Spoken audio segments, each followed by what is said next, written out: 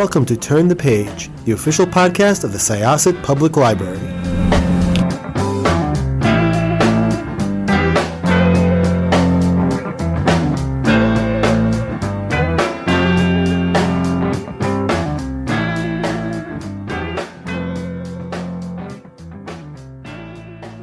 Welcome to Syosset Library's Turn the Page podcast. My name is Jessica. I am one of your hosts today. Joining me from next door in the local history room below the Syosset Library is my illustrious co-host, Jen. Hello, it's nice to be here. And we're really excited. Joining us from, you're clearly in the South. You're clearly Southern, right? Oh, yeah. I'm in the South. I live in a town called Roswell, which is a northern suburb of Atlanta. Awesome. And this is Emily Carpenter, and she wrote a book called GOTHICTOWN, which is super interesting and transcends a lot of just general tropes and things that I can say about it. If I was to explain this book to people. So what I would like to do is I would like to invite you, Emily, first tell us a little bit about yourself, and then tell us in your own words, what is GOTHICTOWN about? Okay.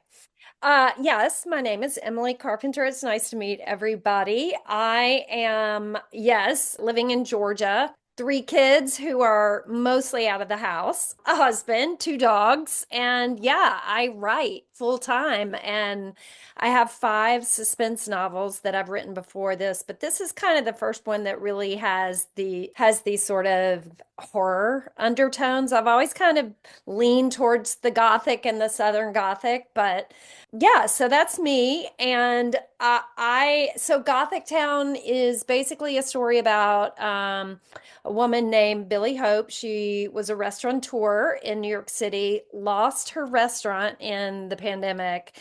And then she gets this email telling her about the Juliana Initiative, which is a deal where this small town in Georgia is offering beautiful Victorian homes for sale for $100.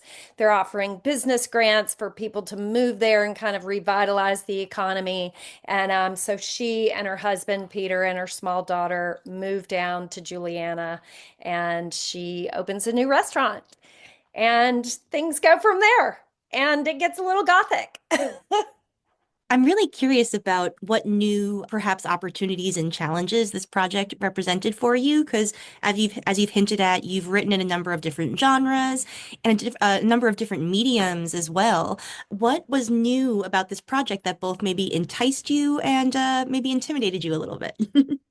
I tend to really enjoy in a lot of my books treading on that fine line between which is really what Gothic does, which it treads on that line between sort of being just a straight up suspense where, things are happening in the physical world and there's a villain and you have to get away, and there's certainly dread and scary things. But then on the other side, there is that sort of touch of, is there a ghost, and kind of the spiritual realm, and like there's something beyond the veil, having an influence on what's happening. And it might just be more than a very human villain. So for me, this book, and when, I started working with my editor, it was very exciting to me because she said, I really want to kind of bring up increase the horror element in this. And so I was like, okay, yeah, I'm on board with that. Usually, like with my other books, they were like, no, it's too much, it's too scary, it's too threatening, and I'm ready to go there, So this was really gratifying to hear that. But it was still kind of hard, to walk that line between just a full-on ghost story, and like, is it real? Is it not real? Is it in Billy's head? My main character, is she being influenced by something else in her environment? So that could be tricky, but it was fun. You said it in Georgia. clearly. But your main character, Billy, she and her family, they're from the city, they're Manhattanites. What kind of made you decide? I mean, clearly, you have the whole subplot of this too good to be true offer, which you do hear these things, like there are towns that really want you to come. They want to bring new people in. They are begging you to come down and bring your, generation sensibilities. But what made you decide to have Billy be a restaurateur from Manhattan, and what made you decide to have Georgia be the too good to be true, being that that's your home? Yeah. Yeah. Well, I will just say, first of all, most all of my books, everything I write is either set in Georgia, where I live now, or Alabama, where I'm from. And that's just because, it's a thing of write what you know, and it just is conducive to the Southern Gothic kind of track that I've gotten on. But Billy being from New York was a combination of a few things. I mean, I think I lived in New York, in Manhattan, back in the 90s, for 3 years. So I love New York. It just has a place in my heart that will never be replaced. And so I'd love to kind of include New York in my books as well. Um, but I think what we all saw during the pandemic and the different levels of lockdown was like how intense it was for people in New York, especially, with kids, and if they were having to like homeschool their kids or like remote school their kids in these small apartments. It's, one thing to have an apartment and you go out during the day, but if you're locked in there, um, I just couldn't imagine how difficult that was. And then also, I read an article in, I think it was in the New Yorker, or it was in the New York Times, about a particular restaurateur who decided to sell her restaurant. And she'd been extremely successful, and she had really considered, pivoting to takeout, and she just decided not to. And it was such a beautifully written article. I wish I could remember who had written it. It was just really beautifully written and emotional, and I just thought, quite a story. I think it's really interesting that, I've been doing this podcast since 2021. Jessica's been at it a lot longer than me, but I have noticed that ever since 2021, like this whole time, like horror is really still kind of grappling with the pandemic in a real way. Like you see it both like when we talk to people and they're like, I wrote this during the pandemic, or like here when it's about the response to it and sort of dealing with the consequences. I think it's so interesting that it is the initiation for this big move, and just thinking in general about why the pandemic was so not good for horror, but so conducive perhaps to it, about that it made a lot of people do kind of desperate things or make very vulnerable decisions. So could you talk about maybe how that influences your plotting and maybe your characters? Yeah, that's an excellent point. And I haven't really thought about it in that sort of way. I think we all kind of have had that moment as adults of like that fantasy of pulling up roots and just moving somewhere, like I'm gonna go and start a bed and breakfast in Vermont. And then, you read stories and you're like, and you hear like, oh, it's really hard to run a bed and breakfast. It's just as hard in it as, as your previous job. So I think, but you're right. I think the pandemic, I think we just, oh my God, we all just had to like sit with ourselves for a minute and just say, I mean, I had so many writer friends telling me, I can't write. I'm frozen. I'm just like, where's my creativity? And I had the opposite response, and I think it was a trauma response as well. I was like writing constantly. And I mean, it was probably an escape. But I do think that sort of like crisis moment or tipping point or cataclysm or something did make me feel a little more fearless as a writer. I did feel like, well, I can't tell you it would be a spoiler if I told you exactly what I'm talking about, but there's an event that happens in the book that I remember thinking of, and I told my husband, I'm gonna do this XYZ, and it feels like very daring. And I don't know, however, if someone's going to try to talk me out of it, my agent or, an editor at some point. But yeah, I don't know. I just think, I don't know, possibly that's just human nature when you undergo something sort of traumatic or scary, that is a response of just like, screw it, I'm gonna do it, I'm going for it. Yeah. So, and I kind of put that into Billy as well. I think she had the same kind of feeling too. She was like, let's just do it. Let's go. I think, like, I was actually going to say, one of the things I really found interesting was Billy she wants to do this thing, even though she's suspicious of it. But at the same time, she has these doubts because she has a family history with, I don't want to put too much spoiler behind it, but let's just say her mother has made some choices that Yeah. weren't necessarily the smartest or at least the most sound ultimately. One of the things about Gothic horror in general is a main character not trusting themselves 100%, and also wondering who they can trust around them.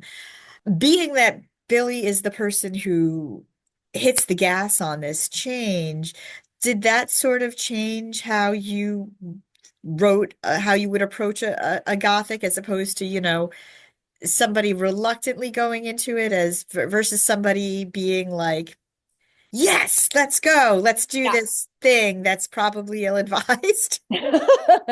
Yeah, and frankly, that is always as a suspense writer. I mean, we've all watched the movie where we're like, girl, do not go into that basement alone, and you just, so as a writer of a book where you've got to get the girl into the basement alone at some point, there have to be good reasons for it. And, that's where I really try to keep things grounded in sort of a reality. And so for Billy, she has this motivation of being having had this former success. And I think, that's can be a really heady thing to have great success in a certain area and then to lose it. And like where you find yourself as a person sort of finding your worth and, she says, I want to do this for my family and my daughter and, all these things. But there is this part of her that she really doesn't want to admit that she wants to open another restaurant and just prove herself. Another thing I really just want to get to because we haven't even scratched the surface of it is the town of Juliana. There's so much that I want to say about it that is so super, super creepy. But again, it's like, this is really the plot of the story. Yeah. Although you do know, I mean, really, really, the first thing you really learn about Juliana is what their deal sort of is, like where they began, and it is in a very creepy place. This is possibly off the rails, but like, did you do research into places that have ideologies like this? Because as off the walls as it is, there's so many strange little niche societies and cults and like sub communities that you hear about, and like you're like, wait, what? Wait, you believe what? I mean, but like even as like the like Kellogg cereal, began in this bizarro wellness community. And like you would, when you're eating, I don't know if the sugar cereals, Kellogg's has sugar cereals too, right? Like whenever I don't want to say a post cereal and disturb the cosmic universe, but like when you're eating whatever Kellogg sugar cereal you're enjoying, like you don't know where it came from. And like even like graham crackers were this like I don't know if he's specifically Puritan or what his actual denomination was, but he was a very strict uh person who believed that certain grains caused like urges in people of the sexual nature, and that's why we have graham crackers. So, like there are these places, and Juliana has none of that, by the way. It's completely different and bonkers, and you'll be like, wait, what? I'm curious how much research you did into just these small communities that formed when things were not, when there was a lot of craziness going on and opportunity and also strange deaths. Yeah. Honestly, I didn't really research that, those kind of communities. I did grow up in a pretty religious, not a cult or community or anything, but just, you're kind of run-of-the-mill evangelical. So I was familiar with that kind of, and I went to the church that had a school, that had a camp, that, that was like a little world. And so just kind of, on a micro level, it's just those were the people I knew. And of course, like there's a million documentaries about cults and MLMs and that turn into cults. And, so this concept of a whole town sort of being of one mind and being and having this sort of insulated system is fascinating to me. And I really kind of started with that. I love that short story, The Lottery by Shirley Jackson.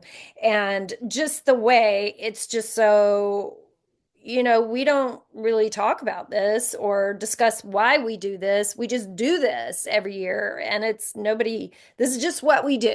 And just sort of that blind, unquestioning, that aspect of it really fascinates me. Whereas lesser sort of like a new cult, that's not as interesting to me as a town that, has this long tradition and just doesn't question it. So anyway, that was kind of where that came from. And the background of, yeah, I'm not going to get into that part. I guess even though it's the first chapter, it's a little spoilery, but just the idea of like laying out the mystery at the very beginning was kind of fun to me. I considered at one point, like, I'm going to hide what happened and then they're going to find it out. And I was like, no, why not just say, here's the terrible thing that happened in chapter one. And so the whole time you're wondering when Billy is going to figure this out and like how deep it goes. It almost reminded me of a reversal of the Wicker Man, Yeah.